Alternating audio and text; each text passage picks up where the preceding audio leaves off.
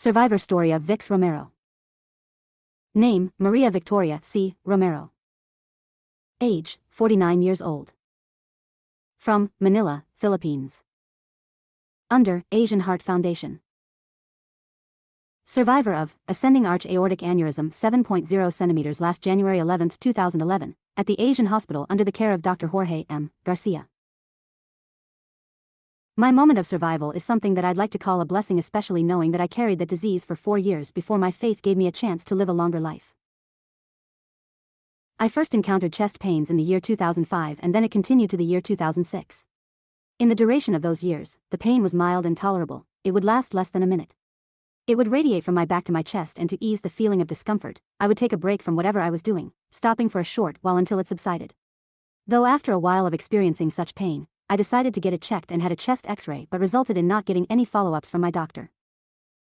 From that, I just continued to work from one job to another. My job as a customer service supervisor in a retail store was not easy at all. Every day was a stressful day. I had to attend to customers' concerns and complaints, assist my people in the front office, and sometimes even helped push grocery carts in and out of the store.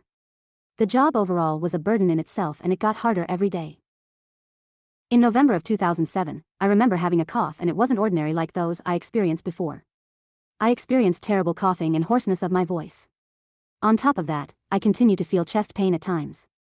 I felt the need to go and see a doctor since I had just received my company health card at that time.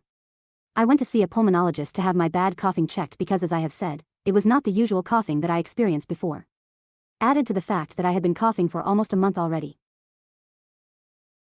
After a day, I received my x-ray results and discovered that I carried a suspicious aortic aneurysm. At that time, I had no idea what that was.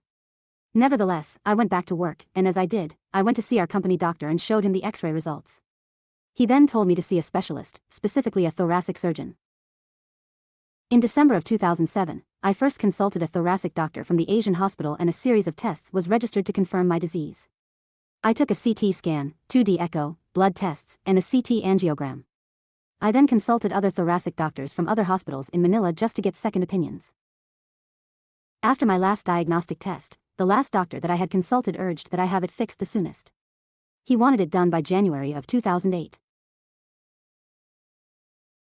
Before leaving the hospital, I decided to go back to the radiology department and talk to the radiology department head. He reviewed my CT angiogram plates and explained my diagnosis to me. I remember him telling me, "Okay, the size of your ascending arch aortic aneurysm is 6.2 centimeters. It's quite alarming, but the good thing is that there is no dissection at this time." Then continuing to explain, "Aorta is the main blood vessel and it's thick, so it won't easily burst.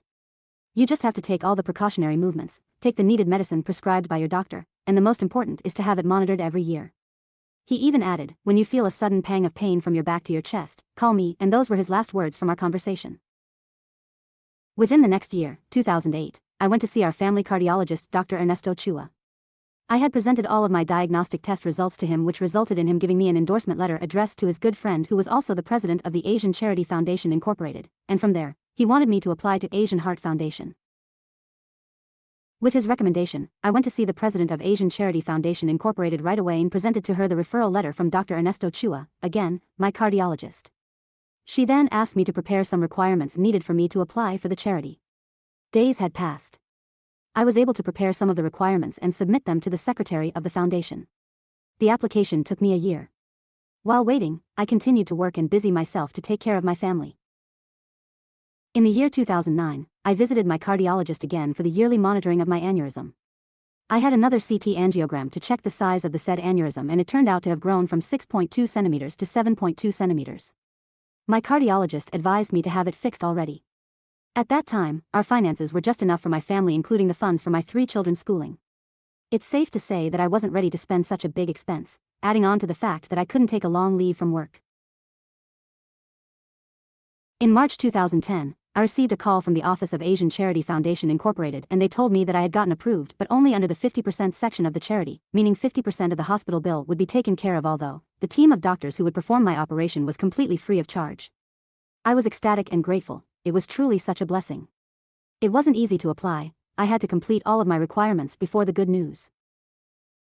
One thing led to another, and I suddenly just woke one day and the unfolding of events was faster than lightning. I was scheduled to be operated on December 14, 2010, but when my pre-op lab results came out, They had to reschedule it because I needed to take a coronary angiogram, which they scheduled for January 6, 2011. After that was handled, they rescheduled my operation for January 20, 2011.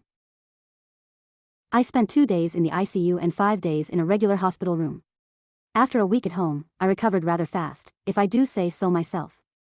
I do also believe that it was God's doing. Throughout the whole process, He was so good to me.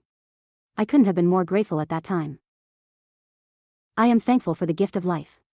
Almost 10 years and counting, I am still and will always be proud to call myself a survivor, or in more fitting terms, a warrior. I'm married and a mother of 4. My 26-year-old daughter, who is now based in Austin, Texas, my 18-year-old daughter studying in second-year college, my 15-year-old daughter in junior high school, and my 13-year-old son in junior high school.